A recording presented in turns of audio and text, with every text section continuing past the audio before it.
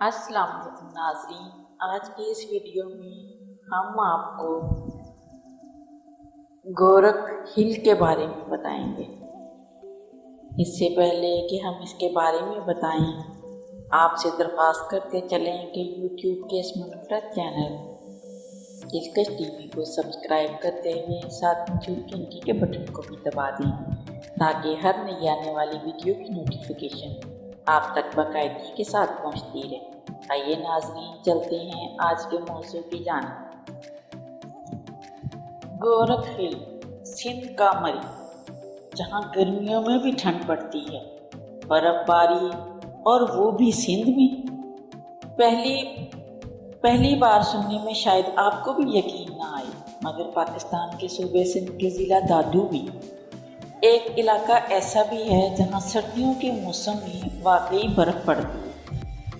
اگر آپ مہم جوئی اور نئی جگہ تلاش کرنے کے شوقین ہیں تو آپ کے لیے گورکھ ہل سے بہتر کوئی جگہ نہیں، تو پھر دیر کس بات کی ہے؟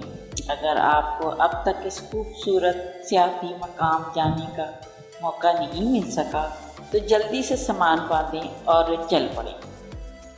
کراچی سے حیدرآباد موٹر وے اور پھر انڈس ہائی وے پر سفر کرتے ہوئے تقریباً 400 کلومیٹر کا فاصلہ تقریباً 8 گھنٹے طے کر کے آپ گورکھ ہل پہنچ سکتے ہیں۔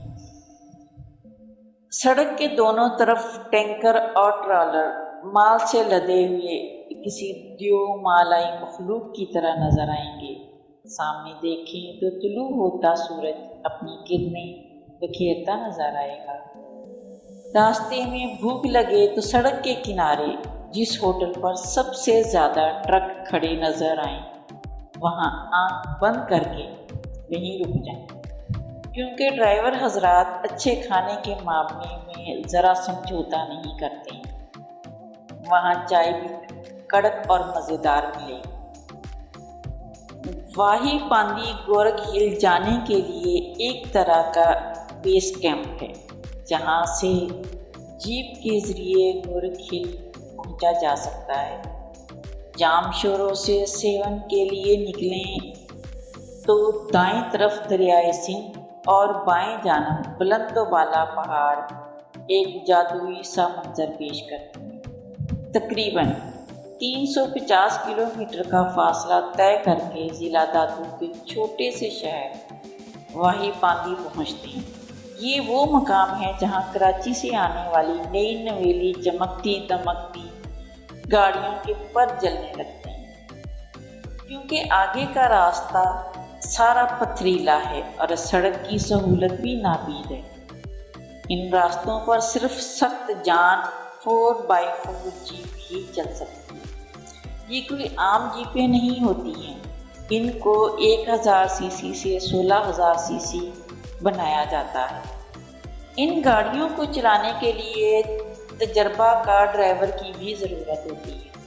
واہی پاندی سے گورکھ ہل کا فاصلہ تو صرف 50 کلومیٹر ہے، مگر اسے طے کرتے ہوئے 2.5 گھنٹے لگ جاتے ہیں۔ یہ تمام راستہ سنگلاخ پہاڑوں سے اٹا پڑا ہے۔ جولائی کے موسم میں جب سورج آگ برساتا ہے تو اس کی تپش پہاڑوں سے ٹکرا کر چہرے کو جھلسا دیتی ہے۔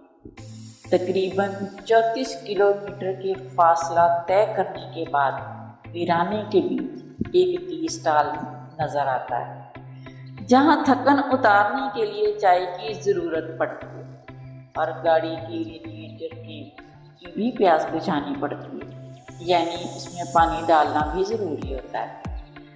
جیپ کی اور اپنی سانسیں بحال کر کے سفر دوبارہ شروع کرنا پڑتا ہے۔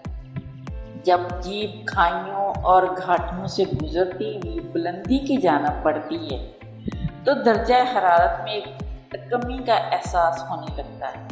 کچھ آگے جانے سے پہاڑوں پر خانہ بدوش مرد اور بچے اپنے مویشی چراتے نظر آتے ہیں۔ یہاں سے تھوڑے فاصلے پر چرواہوں کے بچوں کو کرکٹ کھیلتے دیکھنا بھی ایک منفرد نظارہ ہے۔ گورکھ ہل پہنچنے تک سورج غروب ہونے لگتا ہے تو یہ منظر بھی انتہائی دل فریب ہوتا ہے۔ اس مقام پر آسمان خود سے انتہائی قریب محسوس ہوتا ہے، بے شمار تارے نظر آتے ہیں۔ یہ منظر شہری لوگوں کے لیے کسی نعمت سے کم نہیں ہوتا، جن کی زندگی ٹریفک کے شور اور دھوئیں میں ہی گزرتی ہے۔ گورکھ ہل میں پرائیویٹ اور حکومت کے زیر انتظام ہوٹل بھی موجود ہیں جہاں رات گزاری جا سکتی ہے، مگر وہاں ہر چیز بہت مہنگی ملتی ہے۔ پورے گورکھ میں نہ بجلی ہے، نہ نلوں میں پانی آتا ہے، کئی دن بجلی اکثر منقطع رہتی ہے اور ہوٹل والے جنریٹر سے کام چلاتے ہیں۔ وہاں پر سلیپنگ بیگ اور ٹینٹ بھی کرائے پر ملتے ہیں۔ جن کو ایڈونچر کا شوق ہوتا ہے وہ اسے استعمال کرتے ہوئے اپنا شوق بھی پورا کرتے ہیں۔ پہاڑ کی چوٹی پر رات گزارتے ہیں۔ وہاں کیونکہ ٹھنڈ ہوتی ہے تو گرم کپڑے ساتھ ضرور لے کر جائیں۔ صبح کے وقت ٹینٹ کے اندر سلیپنگ بیگ میں آنکھ کھولنا بھی ایک منفرد تجربہ ہوتا ہے۔ گورکھ ہل میں غروب آفتاب کی طرح طلوع آفتاب کا منظر بھی دیکھنے سے تعلق رکھتا ہے۔ وہاں چڑیوں اور دیگر پرندوں کی آوازیں کانوں کو بہت بھلی معلوم ہوتی ہیں۔ وہاں پر کیونکہ کوئی موبائل ٹاور نہیں ہے، اس لیے موبائل فون بھی کام نہیں کرتے۔ مقامی لوگوں کے مطابق موبائل کمپنیاں گورکھ میں ٹاور لگانے میں دلچسپی نہیں رکھتی کیونکہ یہاں زیادہ گاہک نہیں ہیں۔ موبائل فون کا کام نہ کرنا بھی ایک نعمت ہے کیونکہ اس طرح سے یکسوئی کے ساتھ قدرتی مناظر سے لطف اندوز ہو سکتے ہیں۔ وہاں پر سابق وزیر اعظم بے نظیر بھٹو سے منسوب ویو پوائنٹ بھی ہے۔ یہاں پر آنے والوں کے لیے ہموار گزرگاہ بھی بنائی گئی ہے اور حفاظت کے لیے ریلنگ بھی موجود ہے۔ اس جگہ سے صوبہ سندھ اور بلوچستان کی سرحد کا نظارہ بھی کیا جا سکتا ہے۔ بالکل سامنے بلوچستان کے ضلع قزدار میں کیتھر کے مٹیالے پہاڑ بھی نظر آتے ہیں۔ گورکھ ہل اسٹیشن سطح سمندر سے 5600 فٹ کی بلندی پر واقع ہے۔ گرمیوں میں بھی یہاں کا درجہ حرارت 10 سے 15 ڈگری سینٹی گریڈ رہتا ہے، جبکہ موسم سرما میں درجہ حرارت نقطۂ انجماد سے بھی نیچے چلا جاتا ہے۔ وہاں کے مقامی لوگوں کا کہنا ہے کہ کبھی کبھی سردیوں کے موسم میں یہاں برف باری بھی ہوتی ہے۔ گورکھ ہل میں جو چیز سب سے زیادہ تکلیف دہ محسوس ہوتی ہے وہ یہاں آنے والے سیاحوں کی جانب سے پھینکا جانے والا کچرا ہے جو جگہ جگہ بکھرا نظر آتا ہے۔ وہاں کی انتظامیہ کو چاہیے کہ وہاں کی صفائی کا خیال رکھیں، وہاں جگہ جگہ کوڑے دان رکھ دیے جانے چاہیے اور کچھ ذمہ داری وہاں آنے والوں پر بھی عائد ہوتی ہے۔ اپنا کچرا وہاں پھینکنے کی بجائے تھیلوں میں ڈال کر واپس اپنے ساتھ لے آئیں اور کچرے کی جگہ دیکھ کر وہاں پھینکیں۔ وہاں ایک اور چیز جو گورکھ ہل کے خوبصورت مناظر کا کرکرا کرتی ہے وہ یہاں چٹانوں پر اسپرے پینٹ سے کی گئی چاپنگ ہے۔ جو لوگ یہاں آتے ہیں نشانی کے طور پر اپنا نام لکھ جاتے ہیں۔ یہاں کا راستہ کیونکہ دشوار گزار ہے اس لیے لوگ اپنی فیملی کو اپنے ساتھ لانے سے کتراتے ہیں۔ اندرون ملک سیاحت میں اضافے کے بعد اب کئی نجی کمپنیاں سیاحوں کو خاص طور پر نوجوانوں کے گروپس کو ہفتہ وار تعطیلات میں گورکھ ہل اسٹیشن لے کر آتے ہیں۔ وہاں کے مقامی لوگ گورکھ کے نام کے بارے میں کئی طرح کی کہانیاں سناتے ہیں۔ کوئی کہتا ہے کہ یہ بلوچی زبان کی لفظ کرک کی بگڑی ہوئی شکل ہے جس کے معنی وہ لگڑ بگڑ بتاتے ہیں اور بعض اس کا مطلب بھیڑیا بتاتے ہیں۔ ان کے مطابق کسی زمانے میں یہاں بھیڑیے ہوا کرتے تھے جو مویشی کھا جایا کرتے تھے جس کی وجہ سے یہ نام پڑا۔ کچھ روایات کے مطابق برسوں پہلے ایک سادھو سری گورکھ ناتھ اس علاقے میں رہا کرتے تھے اور اس طرح اس پہاڑ کا نام گورکھ پڑ گیا۔